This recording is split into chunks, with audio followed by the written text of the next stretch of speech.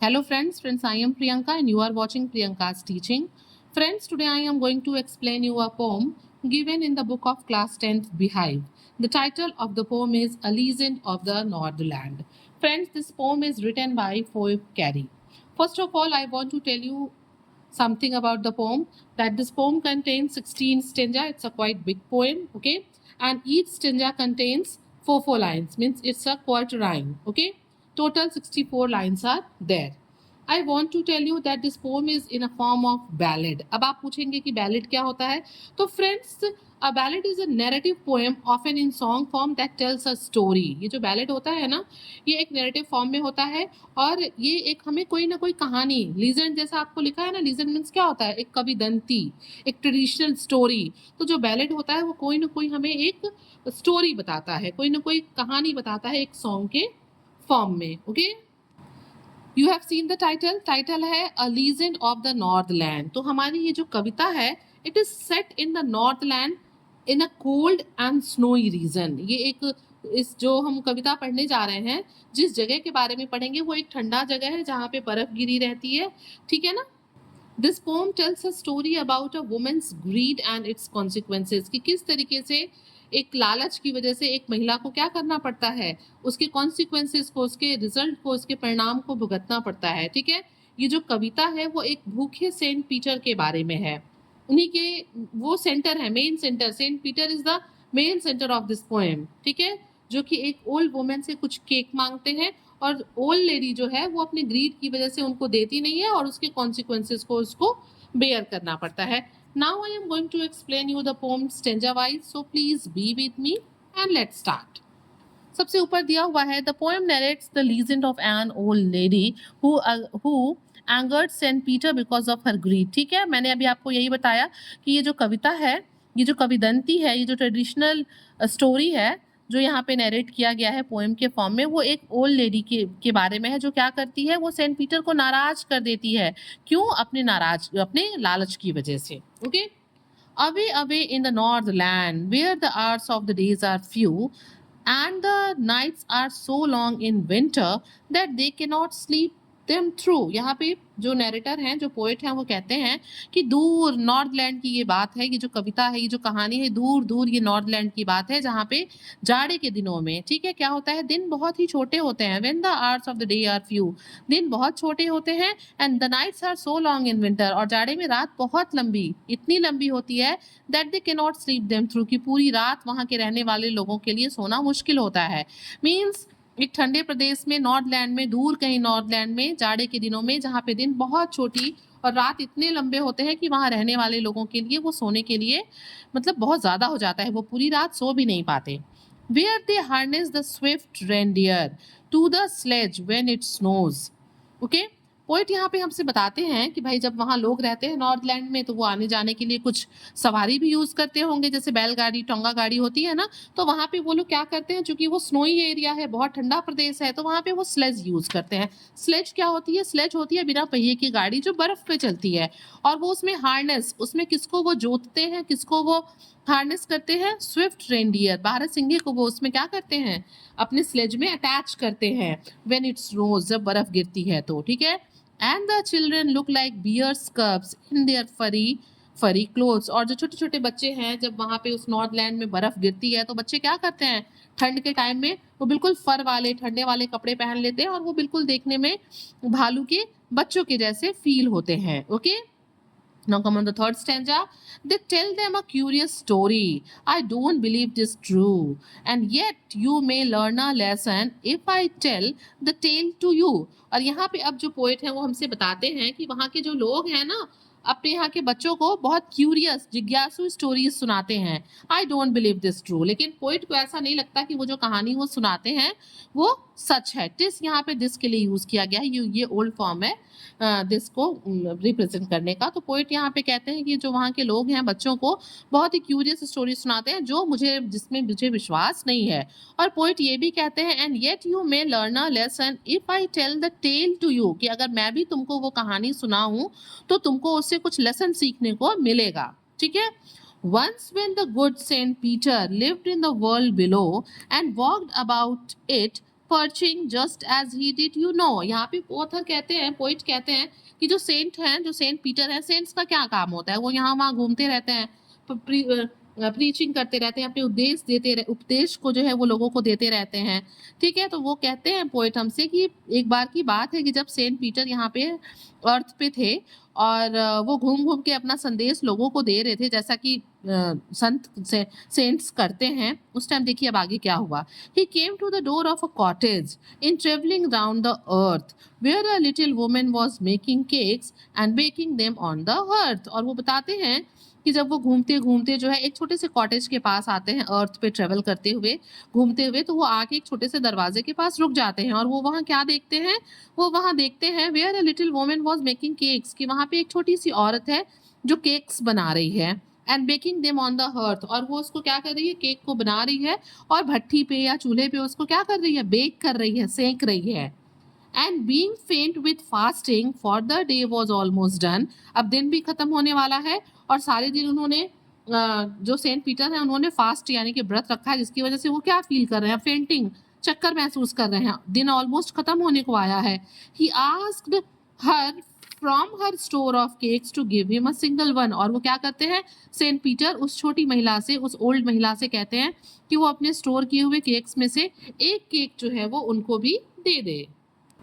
So she made a very little cake, but as it baking lay, she looked at it and thought it seemed too large to give away। अब देखिए लालच यहाँ पे घेर रहा है, लालच पकड़ रहा है। लालच क्या होता है, लास्ट टाइम तक हराता है इंसान को।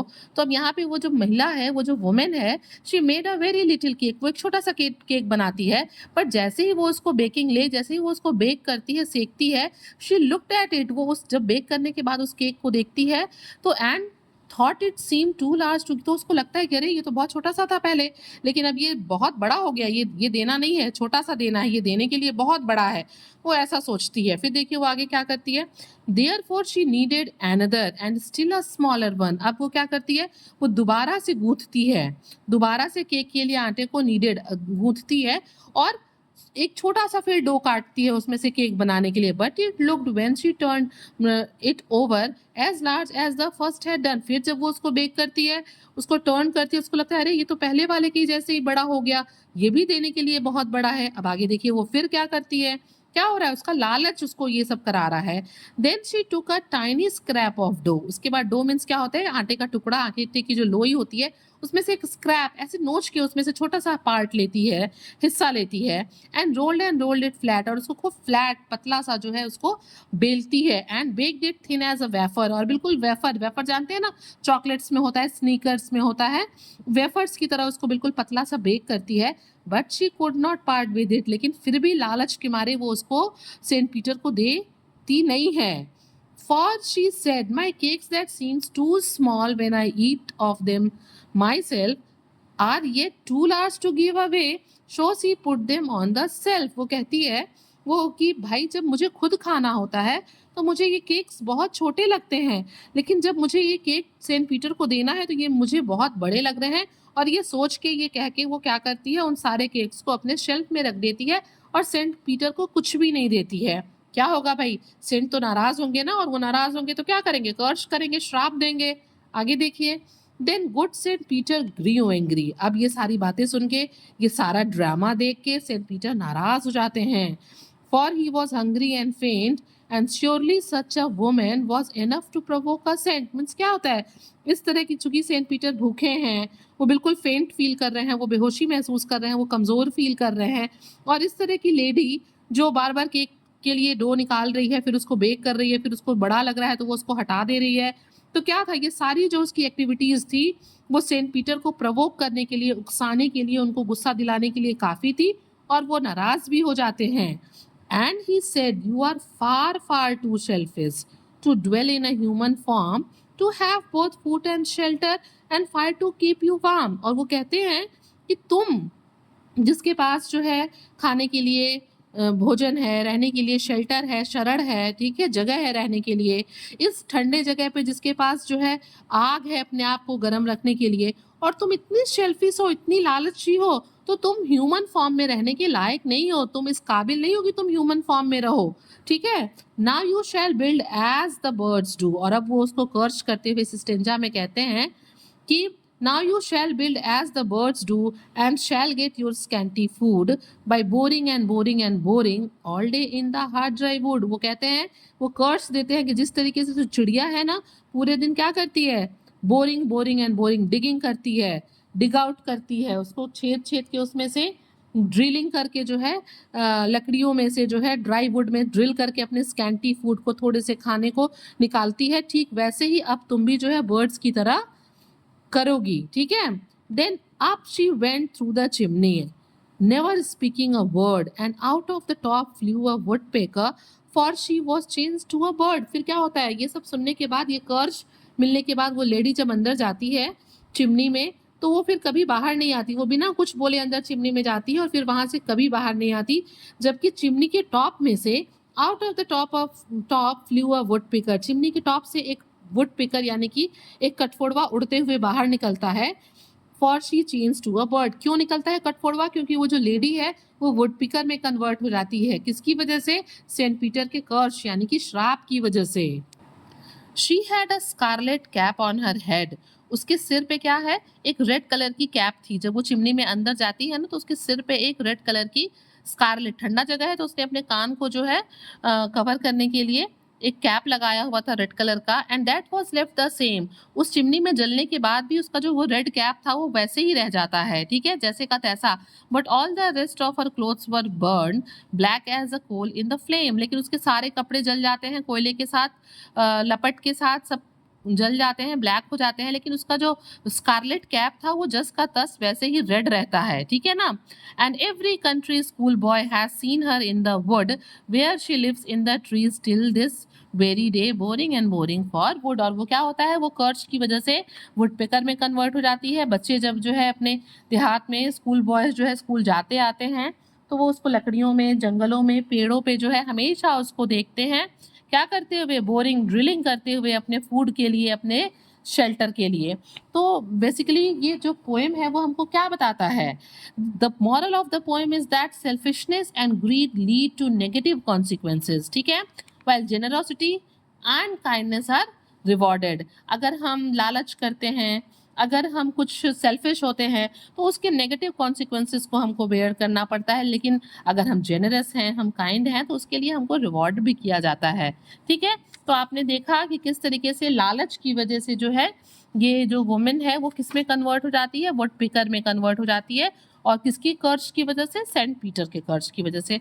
Friends, if the video is fruitful for you, if you like the explanation, please do share this video to others, like the video and subscribe the channel. Thank you for watching.